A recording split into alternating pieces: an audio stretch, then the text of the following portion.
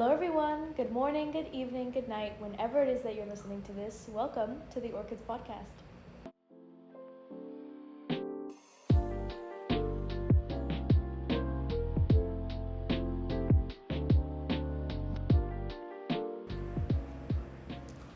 Hi, everyone.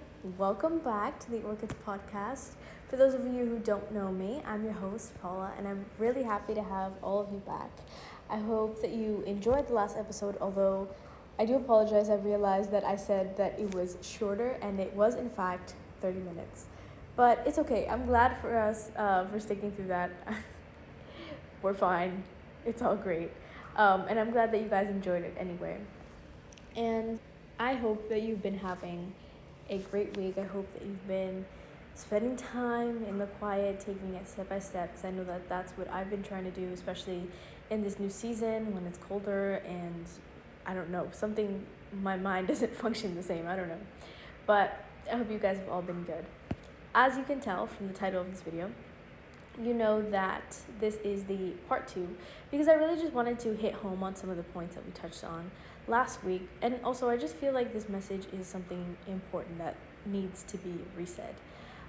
So just to recap on what we talked about last week, it was the story of David from when he was anointed to be king until he became king, and it's told in 1 Samuel in the Bible.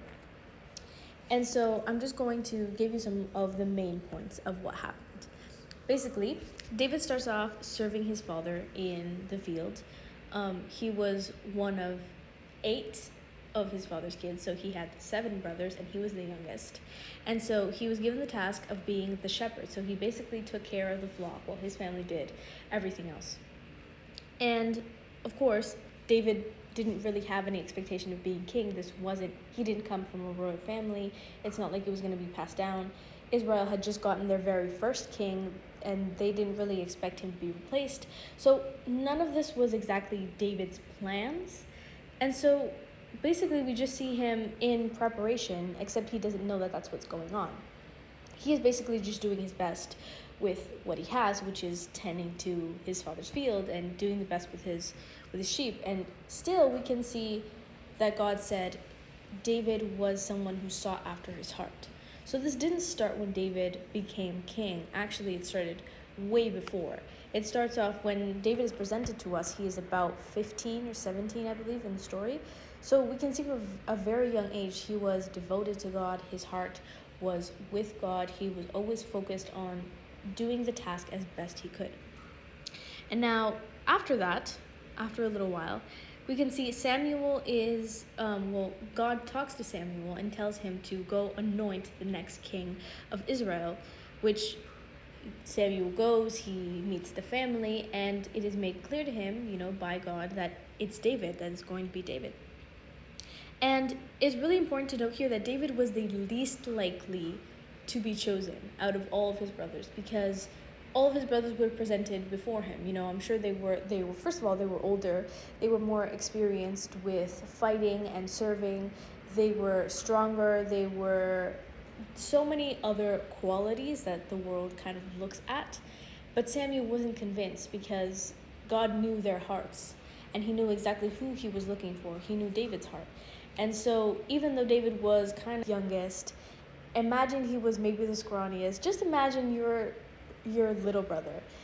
That's the person that was going to be anointed as king. So already his family wasn't exactly saying, oh yes, I already knew he was going to be king. I don't even think David was like, yeah, I'm destined for great things. And so another thing, David didn't immediately get chosen, like I said. He didn't get chosen by the people either, by the people of Israel. It's not like they appointed him king. No, he was chosen by God after I think we already covered on this, after Saul failed, and after the Israelites had basically begged God for a king, an earthly king. So after this, when David basically gets to the palace and he begins to serve Saul, and some time passes by. Again, I'm giving you very basic details, but some time passes by, And Saul begins to, see that David is different. He begins to see that David really has God on his side. And this was also after David defeated Goliath. And so a lot of people were praising him for doing what nobody else could do. And we don't even think that David was prepared for this, because it's not like David was out here fighting people all the time. It's not like he had experience killing giants all the time. This is the experience he acquired when he was in the field. When he was just tending to his dad's flock, doing the best that he could, this is what he got out of it. And so, after seeing all of this, Saul decides that he needs David dead, because it's so obvious, maybe not to David, but to other people, that he is the one who's going to become king. And so he tries to kill him. David runs off into the wilderness, and David spends quite a lot of time in the wilderness, because this is a reoccurring thing where Saul forgives him, he comes back, then tries to kill him again. And so David spends a lot of time running away, being in the wilderness, trying not to get killed. So not very king-like duties, not very, I guess what you would say, high class or king-like things that he should be doing. So even when he is with Saul, he is serving faithfully. He is fighting in his army. He is, doing the things that are asked of him. He isn't trying to kill Saul, which, if you think about it, in an earthly kind of sense, how would one become king if there's already a king? You would need that king to die. So if he was really impatient and if he wanted this so badly, he would have had Saul killed, but he didn't. In fact, he forgave Saul many times for trying to kill him. He still served him. He still treated him with kindness. He still did the best he could in the position he was given, even though at this point he already knew he was supposed to be king. He already knew that he was destined for something else, and he remained in that place, being faithful. And even after Saul eventually does die, he doesn't get to be king, because Saul had other kids, and so one of Saul's sons, I'm pretty sure it's the oldest, is the one that takes the throne. And so now he has to wait again to be anointed as king. And so during these years, David continues to serve faithfully as king of Judah. He continues to do the work that God has assigned him to do, even though maybe it isn't the place that one would think he is supposed to be at this time. Finally, David is anointed at 30 years old. So let's do the math from what I said. He was chosen at 15. He's now 30. So he had to wait 15 years to be anointed as king of Israel. That is patience.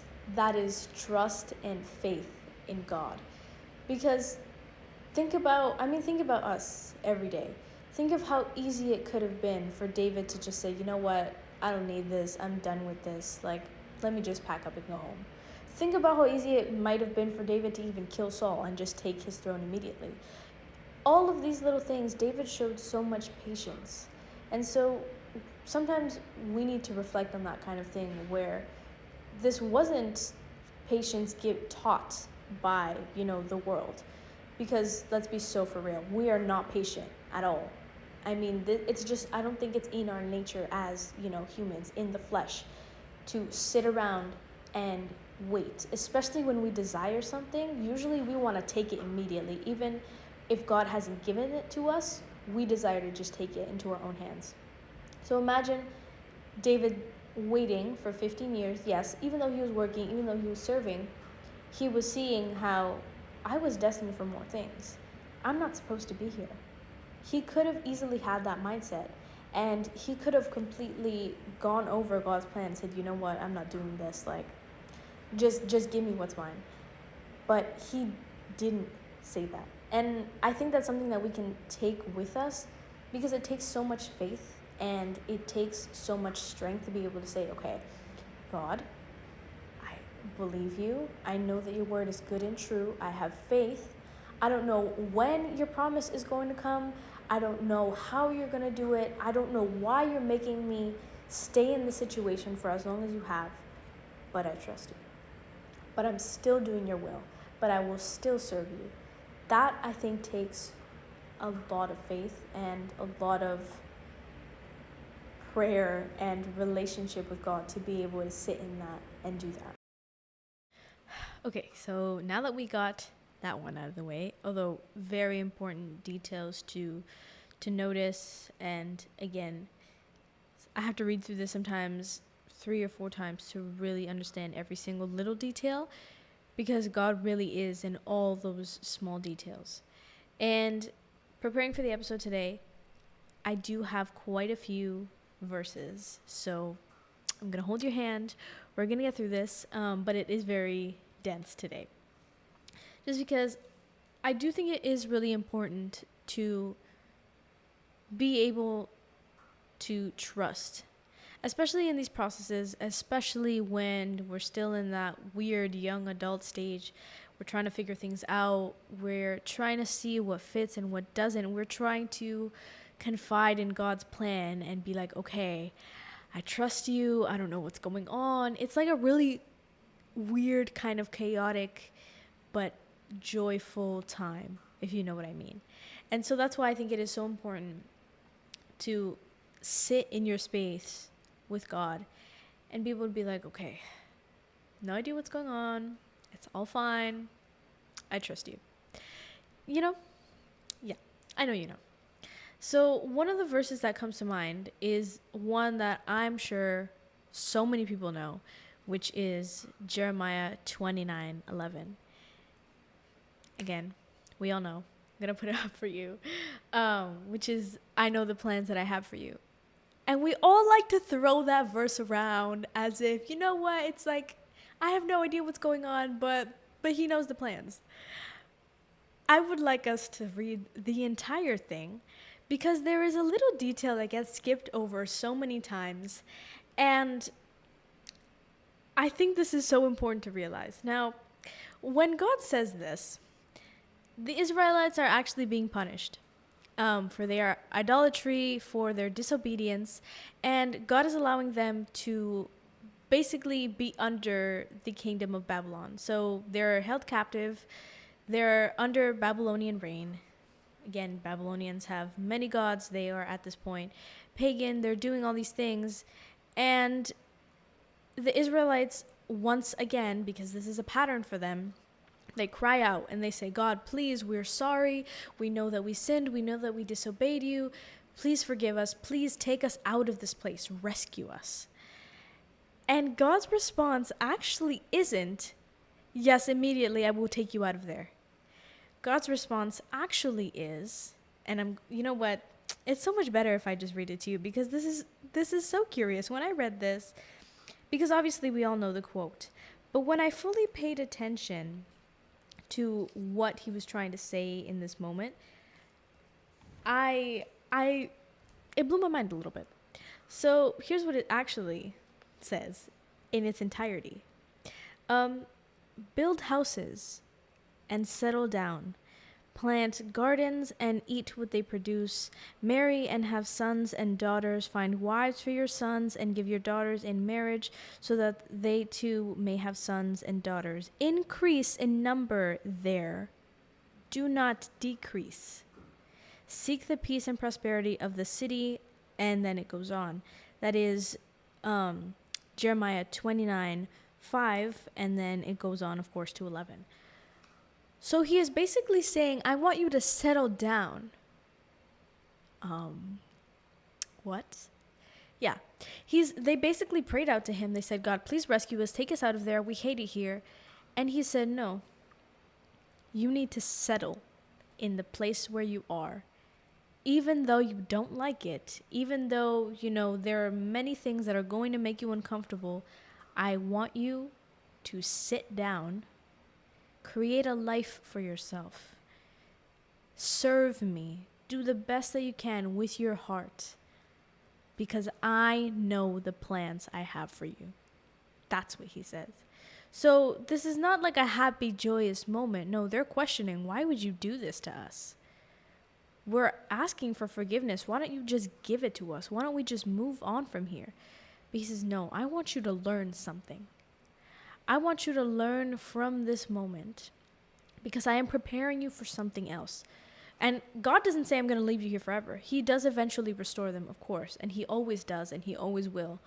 When you ask for forgiveness, trust and believe the Lord will restore you. However, in this moment, it wasn't immediate because there was something in them that God was trying to work out.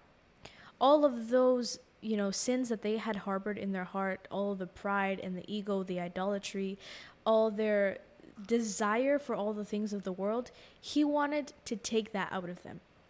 And so he left them in this place. And he said, trust me. I know the plans that I have for you already. Even though you don't. You have no idea what you're doing in this land. Trust me. Just wait. Just wait here a little bit. And look up to me for guidance. Look up to me for strength. Look up to me for all those things that you need. Just trust. And that's why it hits me every time when I read this quote. Because I don't really think we realize how much we can truly learn in these kinds of moments, or, what God is doing with our hearts. Because even though I do think, how it says, God will give you the desires of your heart if you so ask and pray. If you come before him with gratitude and repentance, yes. But sometimes our hearts are so filled with the world, they're so filled with all of these things that if God really gave us the desires of our heart, it would destroy us completely. And so when we are in these moments of, God, why am I here? Even though in this case, for the people of Israel, it was literally their fault. Like, why you're there. But sometimes God puts us in a place where we're like, God, this doesn't look like what you said. This doesn't look like the promise you gave me. What am I doing here? What could I possibly learn from this? Please take me out. Just take me anywhere else but here. I don't want to be here. And I really do think that what we need to do in this moment and what God desires from us in those kind of moments is to just look up to him. Just serve him in the best way you can. It doesn't matter where you are. It doesn't matter if you want to be somewhere else, if you think that he promised you something better. There's always something to be learned. God is always working in your heart. He is always doing things, like I said before, for the good. And so that brings me to the other verse that comes to mind always, which is Romans 5:3, I believe. And again, I love, because it says, I'll read it to you. We also glory in our suffering, because we know that suffering produces perseverance, persistence, character, and hope. Hope does not put us to shame, because God's love has been poured out into our hearts through the Holy Spirit who has been given to us.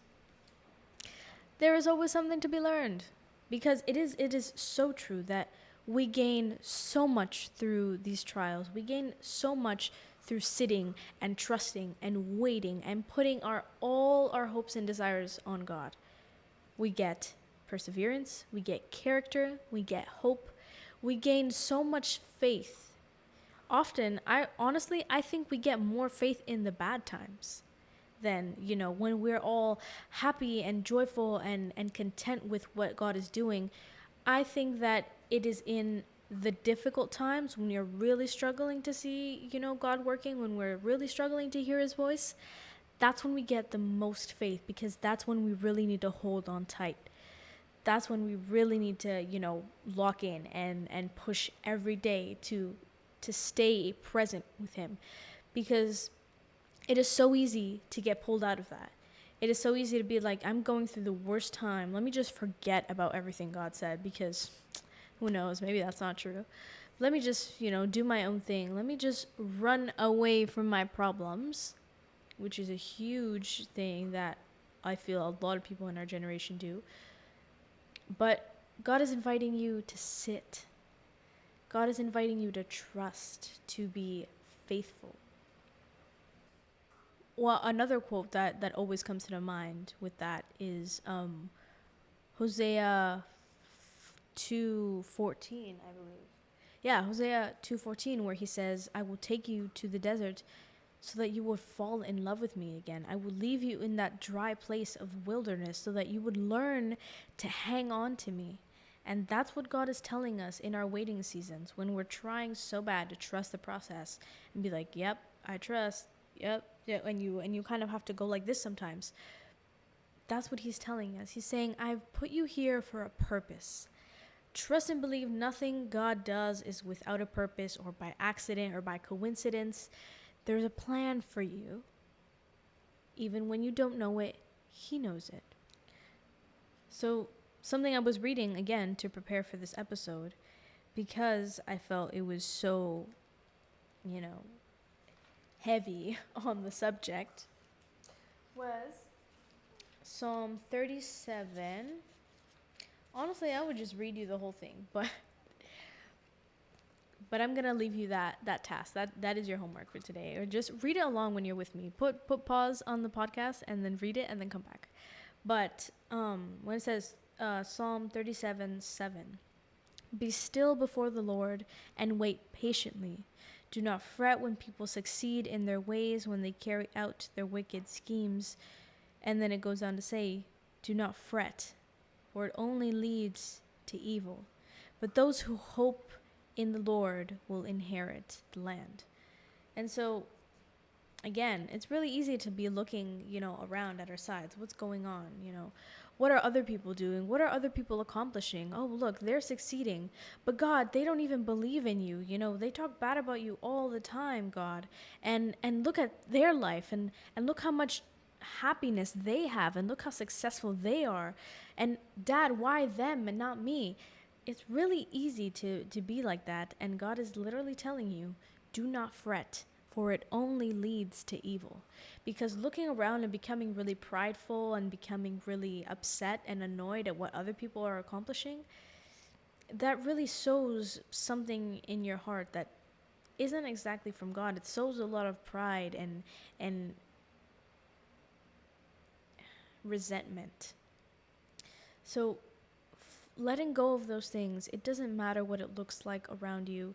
It, just because other people are accomplishing things that you want, that doesn't necessarily mean that you're not going to accomplish them. You just have to do it God's way. You got to do it the right way, or, your success won't really matter all that much. So focusing and waiting patiently, praying, trying to, focus, okay, what am I learning right now? What is, okay, maybe my end goal is somewhere else, but right now in all the little steps, what have I gained?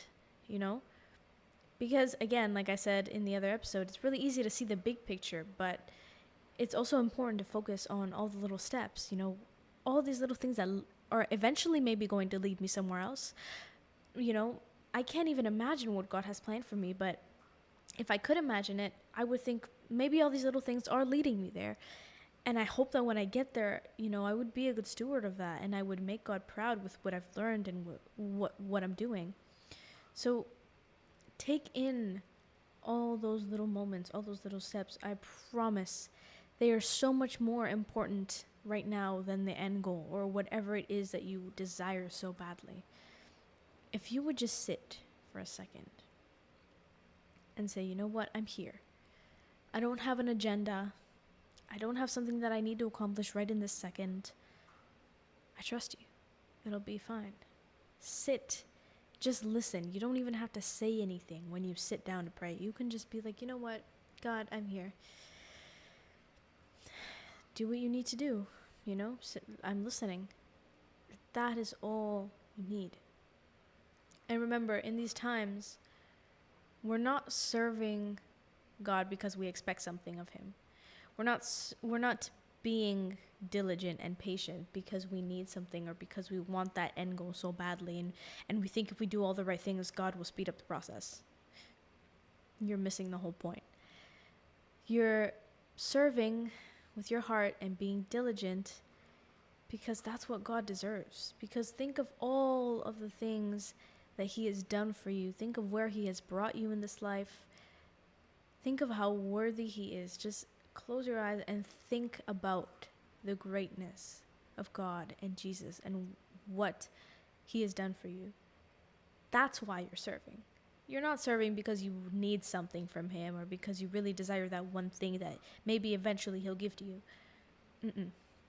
You're thinking about it the wrong way. And so sometimes we just need to realign our heart posture a little bit and relax and think to ourselves, okay, I need to do these for the right reasons. I need to do it because I love God. And I know for a fact he loves me. So I hope that this helped you a little bit, because doing my devotional and thinking about it definitely helped me gain a different perspective. So thank you so much for listening. Again, I've been posting these devotionals every Thursday on my Instagram at Orchids Pod. So if you do want to follow along, I would totally love that. I would love to hear what you guys think, anything like that. So I hope you have a great beginning of your week. I hope everything is going well. Thanks so much, guys. Bye.